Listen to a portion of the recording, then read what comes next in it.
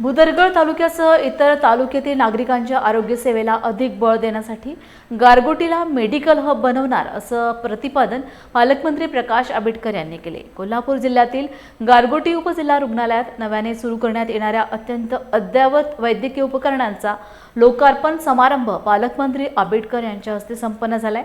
यावेळी जिल्हा परिषद आरोग्य व बांधकाम सभापती सारिका नांदेकर, गारगोटी पंचायत समिती सभापती विक्रमसिंह पाटील, उपसभापती अरुणा देसाई, आरोग्य उपसंचालक डॉक्टर दिलीप माने, जिल्हा शल्यचिकित्सक डॉक्टर सरिता थोरात, गारगोटीच्या वैद्यकीय अधीक्षक डॉक्टर पल्लवी तारळकर व गटविकास अधिकारी शेखर जाधव यांच्यासह मान्यवर उपस्थित होते। सगळ्यांना अपेक्षित असणाऱ्या अनेक वर्षाच्या ज्या सेवा आहेत त्या देण्यासाठी आपण सगळेजण हा कार्यक्रम करतोय।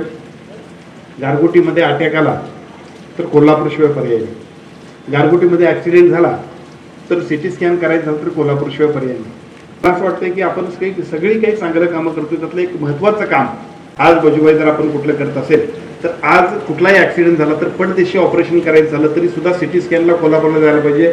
आता गरज नाही, इथं सिटी स्कॅन इथं 4,000, 5,000, 10,000ची गरज नाही, मोफत शासनानं पैसे द्यायचे आणि तुमचा सगळा या सगळ्याची खर्च करायचा।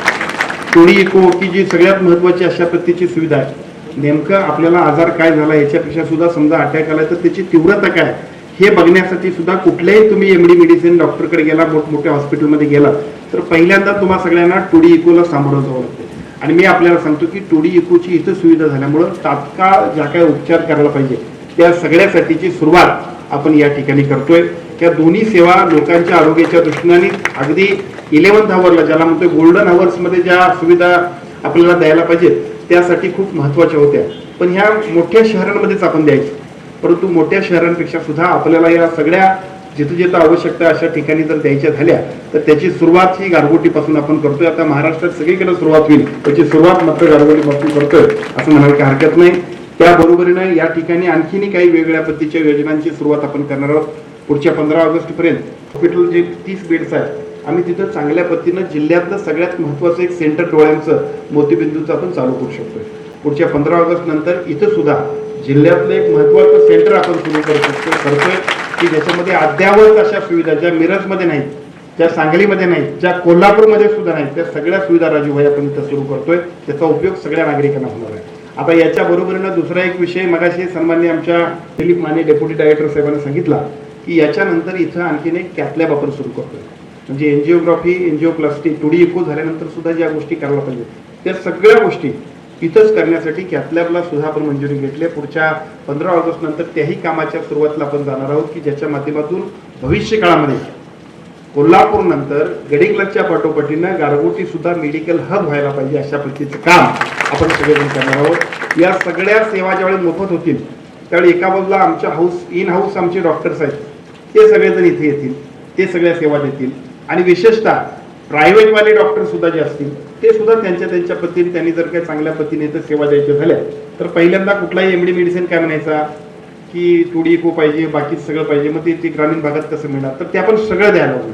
सिटी स्कॅन द्यायला, त्यामुळे ऑर्थोपेडिकच्या सगळ्या यंत्रणा आपण सगळं रणनीती द्यायला हवं। त्यामुळे या सगळ्यांमुळं एका बाजूला इन हाऊस यंत्रणा आपण स्ट्रेंथनिंग करतोय आणि जे प्रायव्हेट मधले हॉस्पिटल्स असतील ती सुद्धा कुणी जे आता असतील त्यांनी अपग्रेड करावं, त्यांना सुद्धा या सगळ्या हॉस्पिटलचा आमच्या सगळ्या सेवांचा लाभ होणार आहे। त्यामुळे त्यांनी सुद्धा पुढे तर बघता गारगोटी हे मेडिकल हब बनवणं अशा पद्धतीचं काम करायसाठी आपण सगळेजण पुढे जाऊया। अशा पद्धतीची आजच्या कार्यक्रमाच्या निमित्तानं आपण सगळेच जण एक अपेक्षा व्यक्त करूया आणि त्या पद्धतीचं काम एक निश्चितपणाने आपण पुढे घेऊन जाऊया। अशा पद्धतीचं आजच्या कार्यक्रमाच्या निमित्तानं मी आपल्या सर्वांना विनंती करतो। कार्यक्रमाच्या निमित्तानं अजून एका सेवेची आपण सुरुवात करावी। आपल्या सगळ्यांच्यासाठी दुसरा मुद्दा असा आहे की आता समजा सिटी स्कॅन इथं झाला तर सिटी स्कॅन झाल्यानंतर परत आपल्याला ऑर्थोपेडिकसाठी कुठेतरी खाजगीमध्ये जावं लागतं। मला सांगायला खूप अभिमान वाटतो की सियाम नावाचं मशीन आहे आणि आमच्या तारळकर मॅडमला डीडेला मी जॉब दिलेला आहे की आता पुढच्या टप्प्यामध्ये हिप आणि नी म्हणजे जे आता विशेषतः आपल्याला कोरोना नंतर ह्या सगळ्या सांधे रोपणाचा सुद्धा खूप अवघड काम होऊन बसलंय आणि मग मला इतका ताप होतोय की प्रत्येक वेळा अगदी आमच्या रवी गुप्तेच्या आईची ऑपरेशन करायचं होतं तर पुण्याला, मुंबईला मोठमोठ्या हॉस्पिटलमध्ये आम्ही विनंती करत होतो। आता सगळ्या महाराष्ट्रातनं राहू दे पण कोल्हापुरातल्या सगळ्या लोकांनी सुद्धा हिप आणि नी रिप्लेसमेंटसाठी या गारगोटीच्या रुग्णाला द्यायला पाहिजे अशा पद्धतीने सगळ्या मशिनरी आपण उपलब्ध करून देणार आहोत। त्याची सुरुवात झाल्यानंतर तेही काम आपण चांगल्या पद्धतीने करूया।